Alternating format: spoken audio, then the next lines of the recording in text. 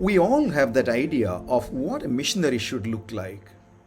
But have you ever stopped to think of what a missionary actually is? Take a moment and think of how you would define a missionary in your own words. What would it be? Your definition could be similar to these definitions.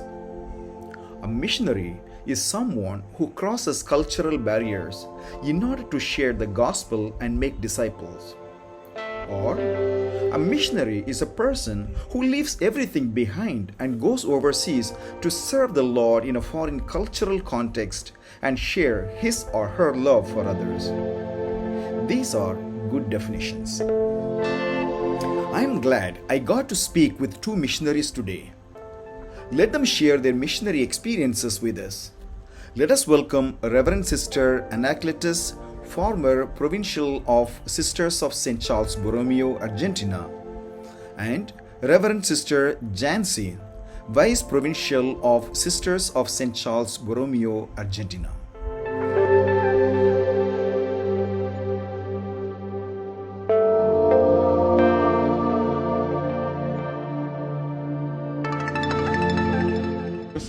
Welcome Sister Anna and welcome Sister Jancy. And you both have come from Argentina, right, as a missionary? Yes. And you are part of the Sisters of St. Charles Borromeo community, right? And welcome to this channel, Sister. And let us hear from you your own, missionary experience. Please brief us about your own personal experience. I'm Sister Anacletus. I am in the mission of Argentina since 38 years. I belong to the same congregation, Sisters of St. Charles Borromeo. We went there in the year 1984. We were invited by the bishop of a poor diocese there. The diocese is called Anacletus. We were given a place where there are no priests. So there is a chapel built, a house was built for us, and we were seeing to the spiritual needs of the people there, and also about 26 surrounding villages, catechizing, preparing them for the sacraments, and also conducting the patronal feasts of the places, something like that. Among all that, the Marian devotion is very, very strong. And there are Why do you think that the devotion is very strong over there, Sister? One of the reasons I think that they have that devotion is that the lack of missionaries, mass and other activities of the parish where they were not able to attend. So they were taught this devotion and praying rosary, gathering together in the families, keep the image of Our Lady in one house one night, and people gather from the village and pray there. Another day they take the image to another house. So that kind of devotions, popular devotions were spread because of the lack of priests and religions. So that has been continued in the places, in many of the places there. That is the reason I think. Some acts of penitence, on their knees they go towards the Virgin, the image. Yeah, and they make a sacrifice, and they do charity also. If they have got some vehicles, they invite the neighboring people to take them in their vehicle to go faraway places and all. They consider it as a charitable act. And when did you join the community, Sister? I joined when I was 24 years old. 24 years old. Now I am 51 years religious in the congregation. I'm very proud of myself to be the part of the St. Charles congregation.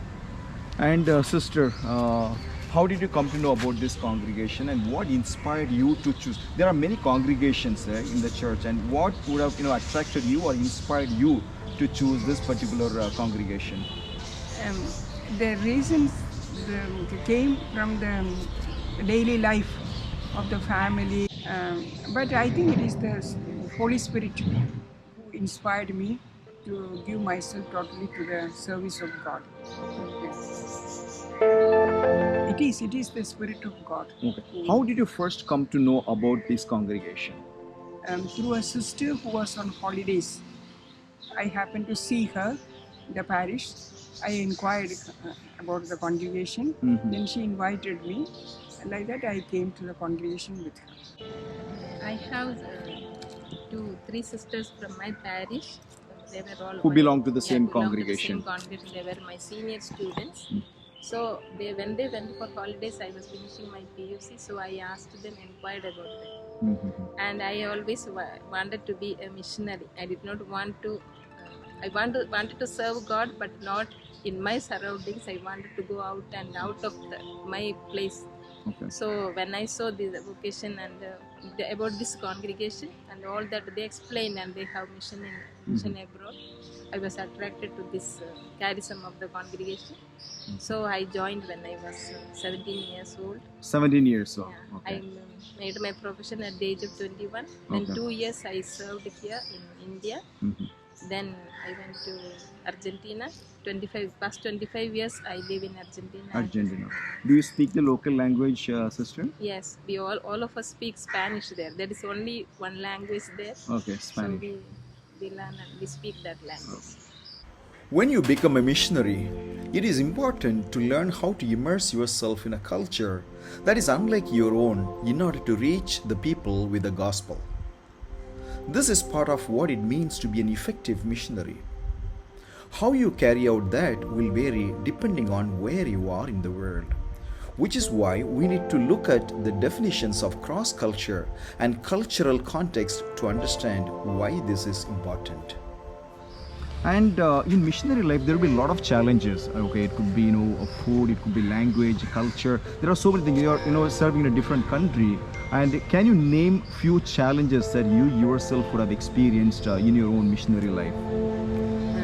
The challenges are, of course, we leave our culture here, our food, our background, our family, everything, and we go and adapt ourselves to a new culture, new language, new customs.